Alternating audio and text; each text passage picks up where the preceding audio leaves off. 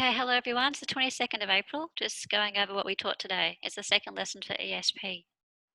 I have a few students still here, but most have gone because I'm going through it for a second time now. So we had a PowerPoint presentation talking about ESP, and we went over the homework that students had as well. So homework first thing, then origins, meaning, types, teaching, classification, characteristics, curriculum, and conclusion we did today. So Beatrice talked about ESP genre approach, which describes and examines the language use looking at the importance of genres identified in the needs analysis and centers on learning the characteristics of each target genre. And needs analysis is decided by looking at what the aims and objectives will be and what the specific needs of the industry are. Okay, and Zoe's homework was looking at cars, which is the actual research niche space that use when we have an introductory part of a thesis. And Elisa's homework was looking at the rhetorical genre, which is a phrase that can be used in reference to repeating over and over discipline, usually used for speeches and television, magazine, advertisement genres.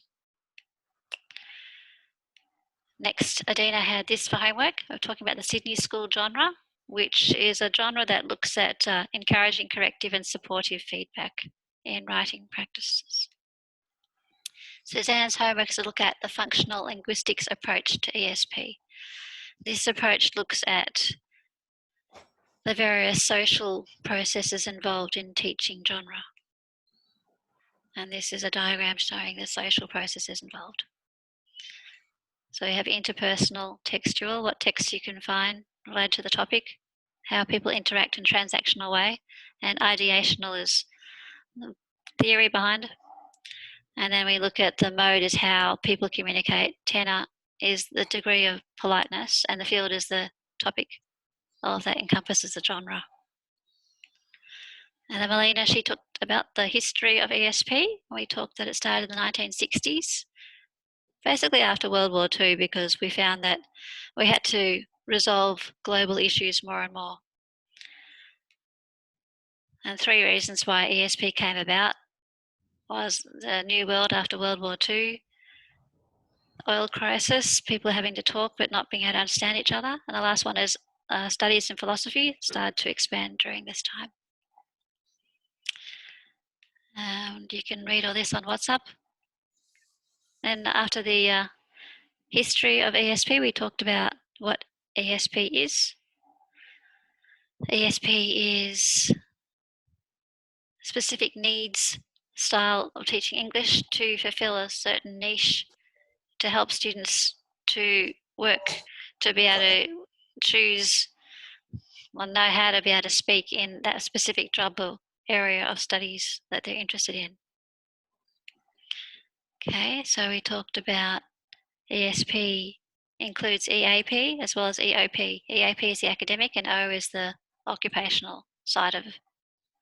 The O might include, depending if it's a university, usually a work placement as well. And characteristics of ESP, well, it's defined to meet the physiological needs. Obviously, the room's not too hot, too cold, drink, food available, and that the methodology will serve the disciplines needed to be taught, and that ESP is centered on the language appropriate level using teaching grammar, lexis, the vocab, and the genre. And some parts, oops, that's the end show.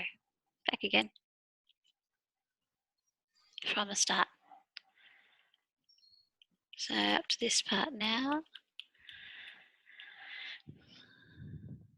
So these are the common characteristics and these are the variable characteristics. So it might be different depending on the teacher's experience. Usually designed for adult learners, or it could be students wanting to reskill mature age learners, or it could be secondary school students even. Those doing a VET course might have an ESP component. So ESP basically means teaching and learning of English for a very specific goal rather than for a very general broad purpose. We looked at if you join the IATEFL or TESOL associations. This is the International Association for Teaching English as Foreign Language. There's lots of workshops on ESP and lots of literature being published. This is an example of one. We looked at Hutchinson and his mate Waters' approach to teaching ESP. And there's a slide share that people can go to. This included the content and language integrated learning, which means teaching in a bilingual fashion. Well, actually not bilingual, it's going to be that language. In this case, it's for English only, but not in Australia because we speak English here anyway. Countries that don't speak English, you could teach ESP using obviously English, and you say that you're doing the CLIL approach. Slightly different is the CBI, which is the content-based, and that refers more to the content being important as opposed to language. And then there's the task-based language teaching, where the task is most important. Okay.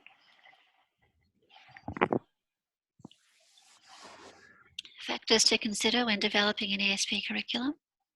So the register, so how formal or informal, rhetoric or discourse analysis, target situational analysis, analysis of study skills and strategies, and analysis of needs. All of this you can see on WhatsApp. Talking about what kind of grammar, modern or traditional grammar. Modern meaning you don't go into the actual structure of the English language so much. You don't talk about the roots, origin of languages, talking about the Greek and Latin aspects of English learning. It's more when English comes up in contexts that you don't understand, that you explain it. That's the modern style. It's up to the teacher which one. Descriptive grammar is talking about decoding the grammar. Pedagogical style is more teaching it in learnable chunks. Once again, it's up to the teacher which style they use. Yeah, and more on grammar, which I'm not going to go over. You can see on WhatsApp. Too much information. Yeah, okay.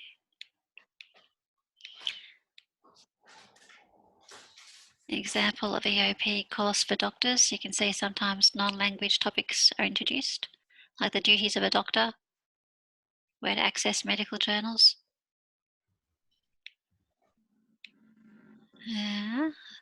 So this is pretty much similar to the characteristics of ESP, but this is the characteristics of ESP courses. So they use authentic material, purpose-related orientation, and self-direction, meaning that it's a cyclical nature of teach and then evaluate your teaching. Students give you feedback and then you adapt to suit what they need. Needs analysis, once again, a lot of information, so you can look on WhatsApp. But in a nutshell, there was 3 areas to look at, which was the target situational analysis, which is what you should be teaching them and how. Learning situational is the methodology used, and the present situational analysis is looking at the actual learning needs of the students in your classroom. Then we talked about curriculum. Once again, a bit difficult to tell you exactly because it depends on the institution, but basically a curriculum will include these 5 things. It's the rationale for the course, it's the curriculum plan, it's an instructional plan, and there'll be an evaluation plan. There might be a little bit there about the processes involved in making the curriculum too. The syllabus is different depending. There's a YouTube video, you can look at ESP syllabus, or syllabi is the plural.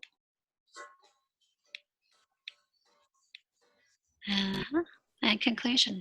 And that's what we're doing next week, looking at ESP teaching materials. And that was the end of our lesson. Okay, finish recording.